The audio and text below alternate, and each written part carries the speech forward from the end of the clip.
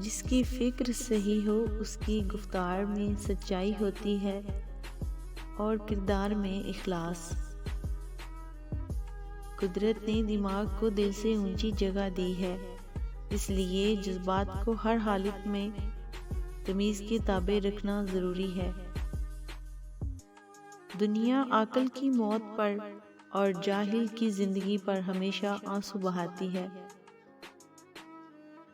جب خدا کسی پر مصائب نازل کرتا ہے تو ساتھ ہی اس کی دماغی قابلیت بھی بڑھا دیتا ہے۔